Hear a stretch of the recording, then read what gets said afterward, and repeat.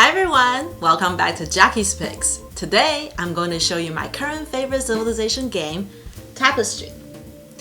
Designed by Jamey Stegmaier and published by Stonemaier Games, Tapestry received lots of attention in 2019, and personally, I think the hype is well deserved. Let's take a look.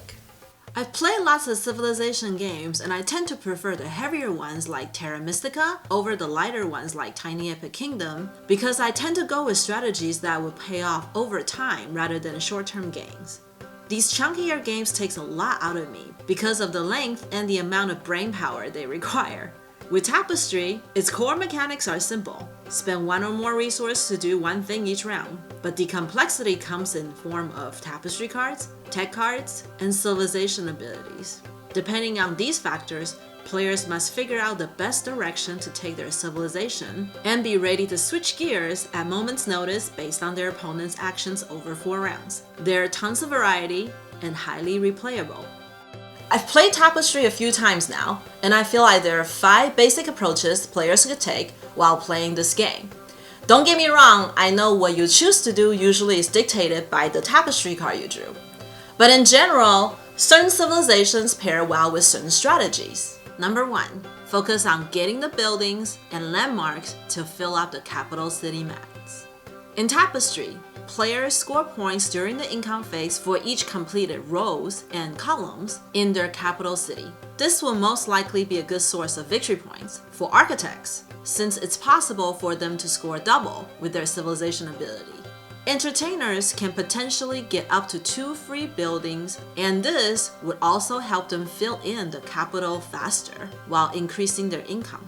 If you are playing the futurist, this approach might not be a bad strategy for you, because you get a head start on your way to gain the larger landmarks in the 3rd tiers. It would be harder for you to get the income buildings off of the mats, so take that into considerations based on the terrain your civilization started with. This approach might also work for the leaders and alchemists because they get free advancements during income phase.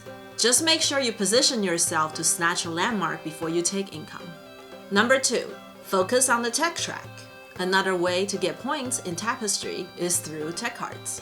Players gain victory points for tech cards they own, regardless of the card's upgrade level, and some cards even come with points. Each player gets a free upgrade during income from round 2 to 5, so it's a good idea to get a tech card during round 1 that will hopefully combo well with your civilization power or a tapestry card for round 2. Inventors could upgrade 4 more times using their civilization power and even take possessions of their opponent's tech card if they choose to.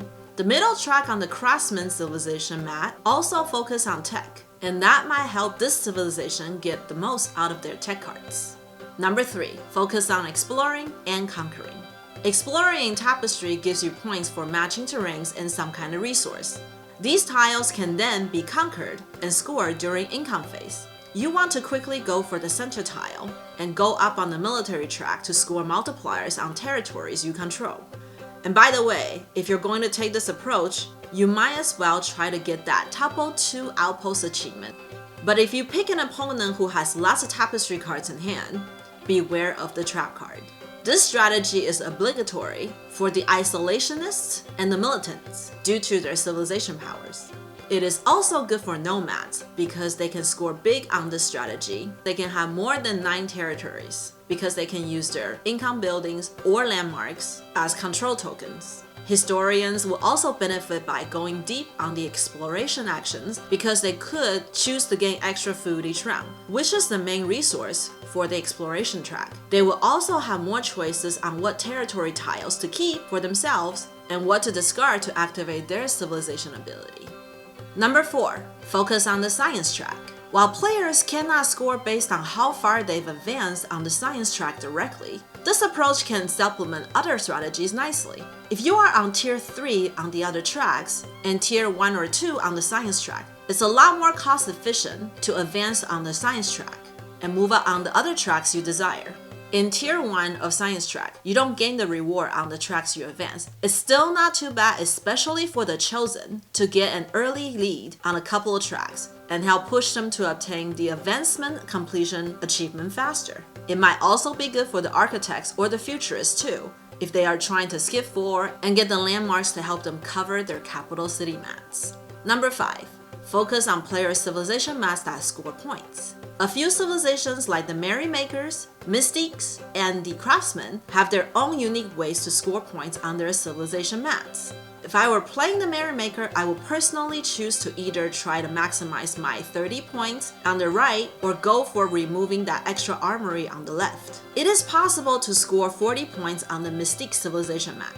The only thing you have total control of is how many tech cards you end up with and how many tracks you could reach all the way to the end. Make a prediction for those 2 tracks for points. On the other 2 tracks, pick a lower number so you can gain bonus resource quickly early on. Speaking of gaining resource in early games, the Craftsman's bottom row is also very helpful to help players remove up to 4 income buildings during round 1 by opening with a research action, then complete the tier 1 action on the science track and another track, spending 7 resources total.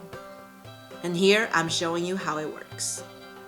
Some civilizations want to take income as soon as possible early game, like the historians and the traders. Some will want to wait for more options, like the heralds and the inventors. Some civilizations are especially great at higher player count, like the traders, heralds, historians, and nomads. For the chosen, it's the opposite. By the way, if someone is playing the futurist, don't even bother picking the chosen. Beware of the player count and turn order when choosing your civilization. For me, Tapestry checks all the boxes, and I definitely recommend it. Thank you so much for watching, and I'll see you next time. Bye!